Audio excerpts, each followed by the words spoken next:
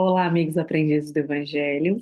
Nosso comentário do Pão Nosso hoje é do capítulo 81, chamado No Paraíso, baseado numa fala que está em Lucas, capítulo 23, versículo 43, dito assim: E respondeu-lhe Jesus: Em verdade te digo que hoje estarás comigo no paraíso. Uma frase muito famosa, né? Isto é, bom, primeira coisa, né, é que essa questão do paraíso é uma questão muito antiga, né? E ele é tão antigo quanto as religiões. É, as religiões que a gente tem informação, né? Porque pode ser que a gente ainda não conhece coisas que estavam ainda atrás disso, mas aquilo que a gente conhece como religião. É, E a gente teve uma informação equivocada em relação a este paraíso, né? Porque qual é a ideia que a gente tem do paraíso? Ah, é que a gente vai morrer e vai ficar lá no céu, no paraíso, onde vai ter alguém que vai ficar te abanando, né, com um ventinho, que vai vir te servir tudo que você queira, né? Que você vai ficar lá eternamente num, numa questão de não ter nenhum esforço físico, nem mental e nem nada. E isto é o que a gente pensa em relação ao paraíso. Mas, e também como o inferno, né? Da mesma forma. A gente, então, pensa no inferno como sendo um local onde a gente vai ficar no caldeirão do fogo do inferno, né? Eternamente ali nesse inferno. E a gente vai ficar ali cozinhando, cozinhando, cozinhando. Chega uma hora que a gente já cozinhou e acabou também, né? Entendeu? Então, a gente tem essas duas vertentes de uma forma assim bem equivocada. E o espiritismo, ele traz aqui uma versão inédita a respeito. É inédito, né? A respeito do assunto. E mostra que esse paraíso, esse inferno, ele não é um local físico. Não existe um local físico, né?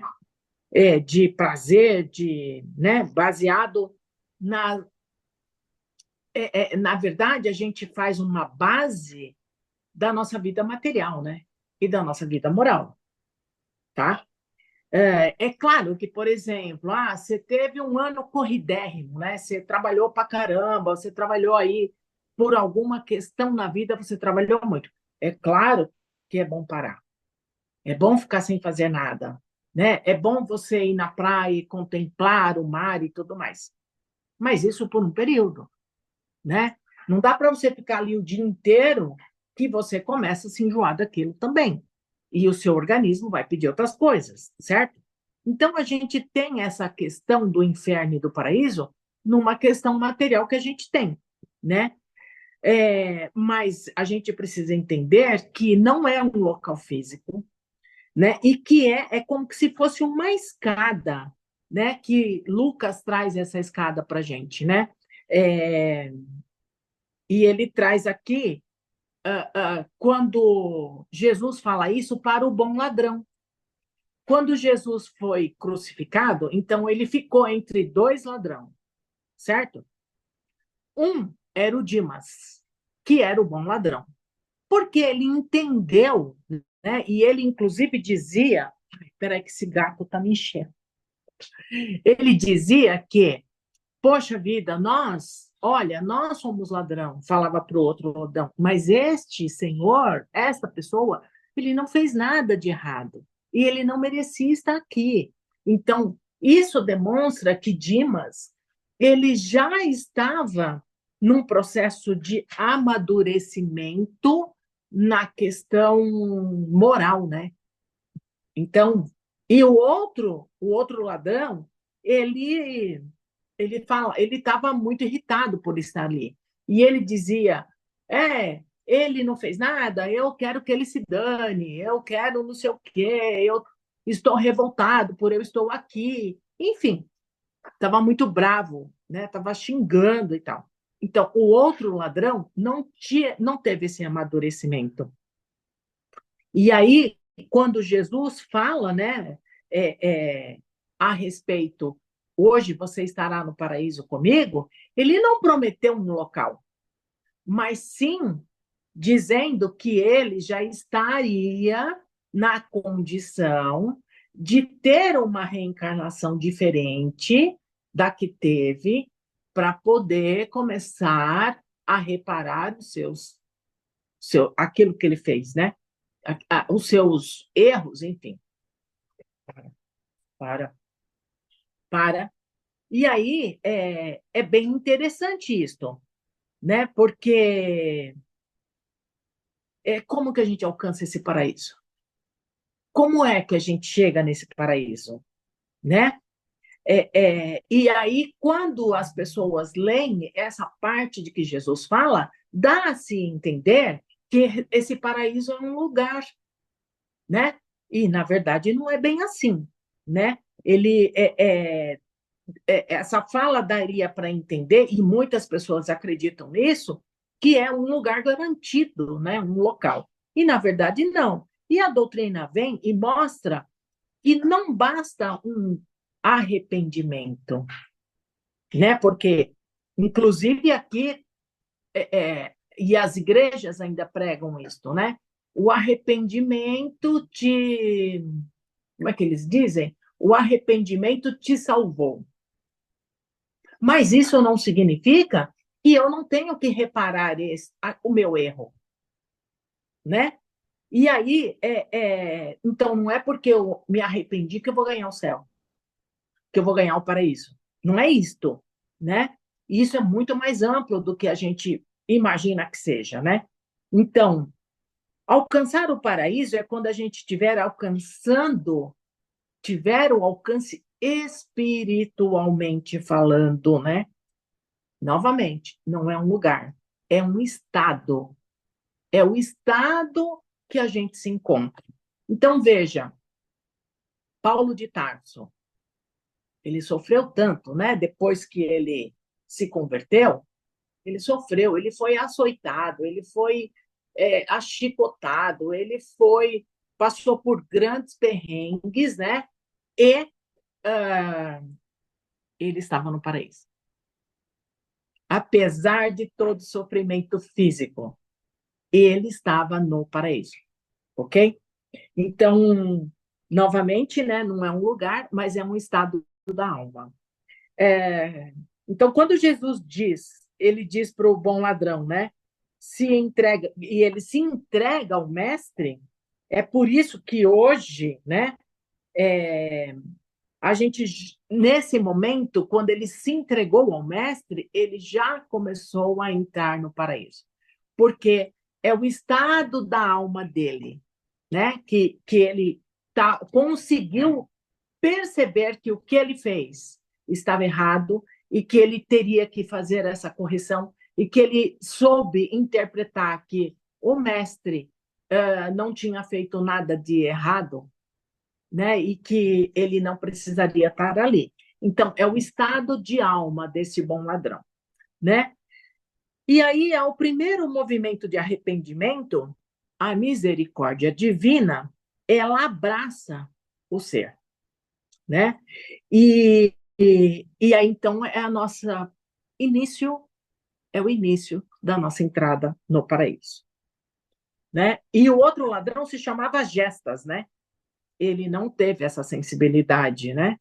E ele estava com muito ódio, né? Muita revolta e por isso ele não ganhou essa entrada no paraíso.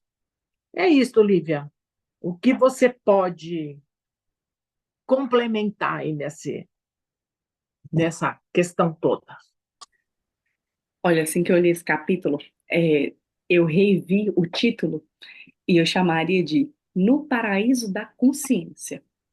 E o paraíso da consciência, não querendo dizer consciência leve, porque não era o caso desse bom ladrão, né? Na verdade, é a tomada de consciência da mesma forma, nossa, adorei a comparação com Paulo, porque da mesma forma que Paulo meio que caiu a ficha, o pessoal fala, né, que ele caiu do cavalo, literalmente, mas caiu a ficha de perceber a importância da divindade, perceber os erros que cometeu e estar disposto, desculpa, a aceitar o jugo e o fardo de Jesus. Por isso que eu falei assim, nossa, que capítulo esclarecedor e que nos relembra algo que o Espiritismo traz, que é uma notícia que a gente usualmente não gosta, de que depois da morte, na nossa verdadeira vida, a gente vai continuar trabalhando.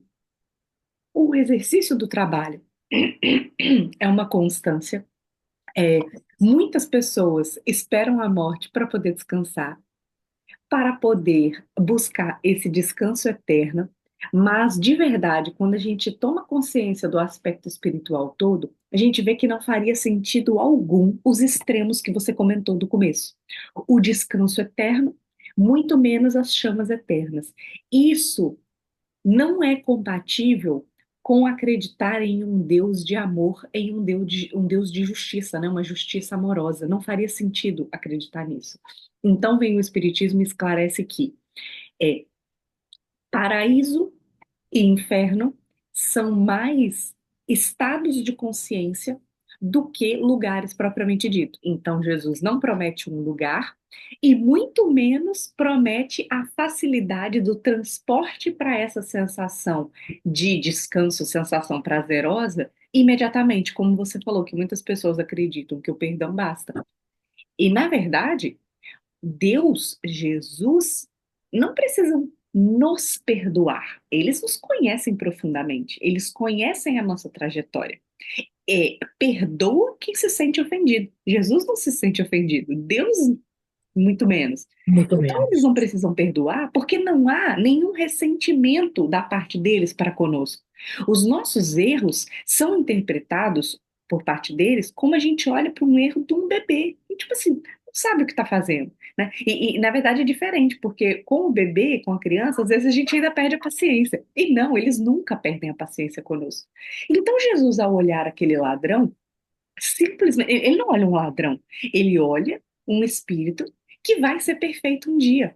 E aí Jesus exalta, né, nessa passagem da Bíblia, a tomada de consciência dessa criatura que entendeu o propósito, né, que talvez, inclusive, estivesse num momento propício dessa aceitação, como Paulo já estava na hora de parar com a perseguição e tomar essa consciência para tomar um novo rumo. Agora, achar que a partir daí vai ser fácil é a mesma coisa que as pessoas que acreditam que começou a frequentar o centro espírita e por isso vai ter uma vida tranquila. E por isso as coisas não vão acontecer de errado, e por isso as dificuldades não virão. Então, assim, isso é falta de interpretação da nossa parte do que é verdadeiramente justiça divina. Então, achei esse capítulo muitíssimo esclarecedor, mais um lembrete de que a morte não é uma coisa que nos transforma em santos, e na verdade aquele ladrão já estava no momento da morte, mas esse de estará comigo no paraíso, a gente pode tomar a decisão de aceitar Jesus a qualquer momento.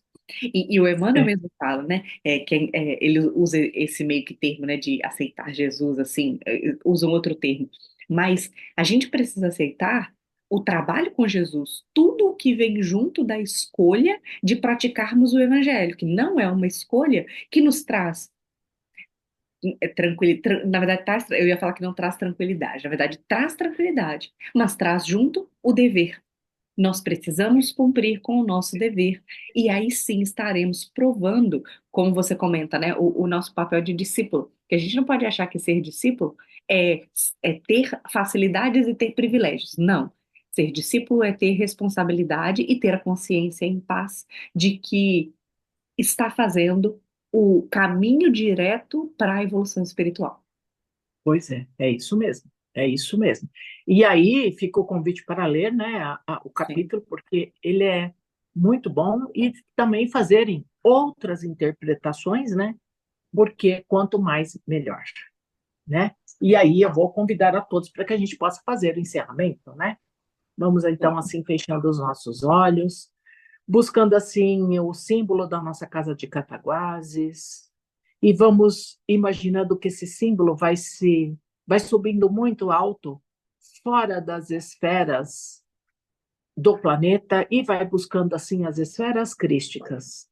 Vai enchendo este símbolo de muita luz, de muitas boas energias e nós vamos assim trazendo esse símbolo de volta e vamos imaginando que esse símbolo vai cobrindo todo o nosso planeta Terra.